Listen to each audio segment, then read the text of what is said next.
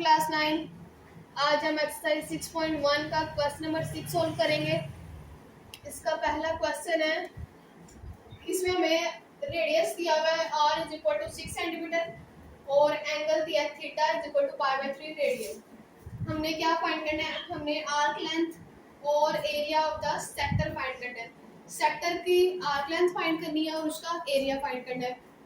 Previous lecture में हमने इसका एरिया ऑफ द सेक्टर का फार्मूला ड्राइव किया था और आर्क लेंथ का भी फार्मूला हमने ड्राइव किया था। तो हमारे पास क्या फार्मूला था? एरिया ऑफ द सेक्टर का फार्मूला क्या था? 1/2 r स्क्वायर थीटा। और आर्क लेंथ का फार्मूला क्या था? Arc length of the sector is equal to r theta. यानी कि यहाँ पे आर्क लेंथ को r से रिप्रेजेंट l से रिप्रेजेंट करेंगे, यहाँ पे l से रिप्रेजेंट करेंगे और एरिया को a से। तो सबसे पहले हम आर्क लेंथ फाइंड कर लेते हैं।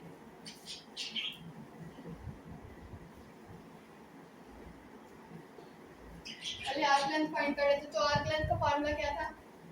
l is equal to r theta. r की वैल्यू भी गिवन है, थीटा की वैल्यू भी गिवन है। हम इन दोनों की वैल्यू पुट करेंगे तो हमारे पास l की वैल्यू आ जाएगी। r की वैल्यू क्या? 6 और थीटा की वैल्यू है पाई बाय 3। 3 1 3 3 2 6 2 पाई। तो अब इनको मल्टीप्लाई कर लेते हैं। पाई की जगह पे इसकी वैल्यू पुट कर लेते हैं 22/7। पाई की वैल्यू क्या होती है? 22/7। तो पहले आपने 2 को 22 से मल्टीप्लाई करना है, फिर उसका जो आंसर आएगा उसको डिवाइड करना है 7 में।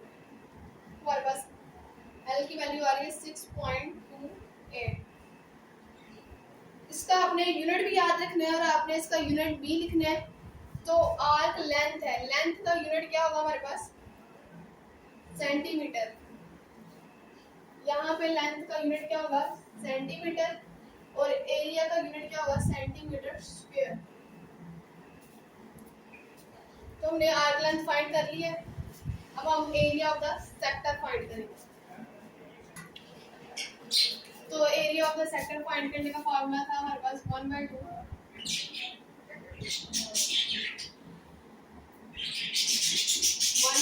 r square theta. तो r की भी वैल्यू गिवन है और थीटा की वैल्यू भी गिवन है। इनकी वैल्यूज पुट कर लेंगे। r की वैल्यू क्या हमारे पास? 1/2 वैल्यू थी। r की जगह r की वैल्यू पुट करेंगे 6 और यहाँ पे स्क्वायर है तो स्क्वायर भी आएगा r की। उसके बाद थीटा की वैल्यू क्या हमारे पास? पाई बाय 3। कटिंग कर देंगे। पहले स्क्वायर लेंगे 1/2। 6 का स्क्वायर लेंगे 36 मल्टीप्लाई पाई बाय 3। अब इनकी कटिंग कर देते हैं। 3 1 3 3 1 3 3 2 6। ऊपर कौन कौन सी वैल्यूज बच गई है? 12 को 1 से मल्टीप्लाई करेंगे 12 पाई बाय और नीचे सिर्फ 2 है तो 2 1 2। अब इसकी भी कटिंग हो रही है 2 1 2 2 6 12। अब यहाँ पे हम पाई की जगह पे उसकी वैल्यू पुट करेंगे 22/7। अब पहले 6 को हम 22 से मल्टीप्लाई करेंगे। 6 को पहले 22 से मल्टीप्लाई करना है, उसके बाद जो आंसर आएगा उसको 7 पे डिवाइड करना है। तो 18.85 सेंटीमीटर स्क्वायर। तो हमारे पास एरिया ऑफ द सेक्टर की वैल्यू क्या आ गई है? 18.85 सेंटीमीटर स्क्वायर।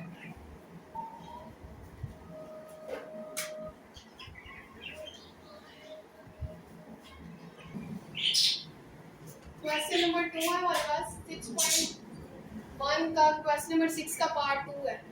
इसमें हमें r की वैल्यू गिवन है 4.8 डिवाइडेड बाय पाई और थीटा की वैल्यू है 5 पाई बाय 6। इसमें भी हमने आर्क लेंथ और area of the sector find करना है। तो आर्क लेंथ का फार्मूला हमारे पास l is equal to r theta. r की वैल्यू भी गिवन है और थीटा की वैल्यू भी गिवन है। तो इनकी सिर्फ वैल्यूज पुट करेंगे और जैसे हमने पिछले क्वेश्चन में मल्टीप्लाई किया था वैसे ही सिर्फ इनको मल्टीप्लाई करेंगे और आंसर आ जाएगा। आर की वैल्यू क्या है 4.8 डिवाइडेड बाय 5 मल्टीप्लाई थीटा की वैल्यू क्या है 5 बाय 6 5 5 से कैंसिल हो जाएगा। अब 4.8 को पहले हम 5 से मल्टीप्लाई करेंगे तो 4.8 मल्टीप्लाई 5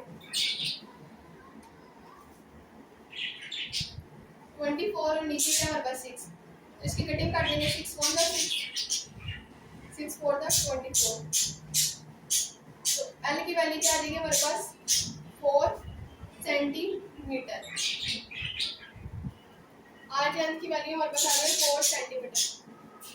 अब हम area of the sector find करेंगे तो एरिया ऑफ द सेक्टर का फॉर्मूला क्या है हमारे पास 1/2 r square theta 1/2 as it is. R की वैल्यू क्या है हमारे पास 4.8 डिवाइडेड बाय 5 स्क्वायर और थीटा की वैल्यू है 5 बाय 6।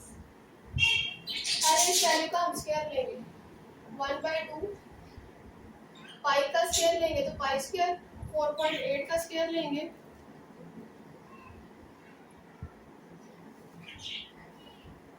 तो 23.04 मल्टीप्लाई 5 बाय 6। अब इन वैल्यूज को मल्टीप्लाई करेंगे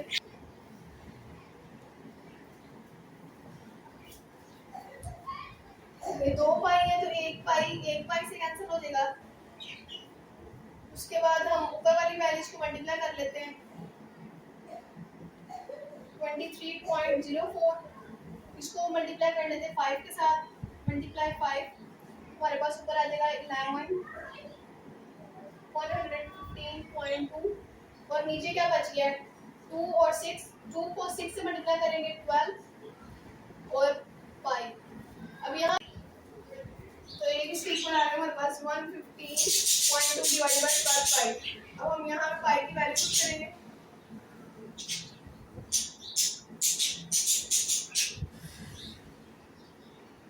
पाई किसके इक्वल होता है pi is equal to 2/7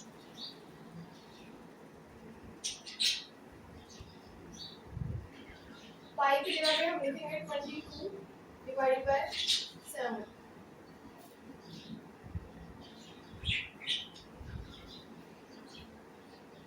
multiply 22। अब ये वाला 7 जो है ये ऊपर जाके 115.2 के साथ मल्टीप्लाई हो जाएगा। यहाँ पे नीचे ये डिवाइड हो रहा है ऊपर जाके ये मल्टीप्लाई हो जाएगा।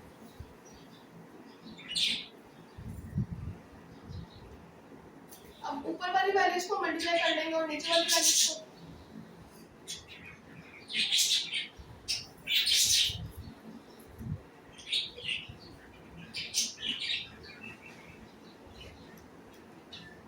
मल्टीप्लाई कर लेंगे। अब इन दोनों वैल्यूज को डिवाइड कर लेंगे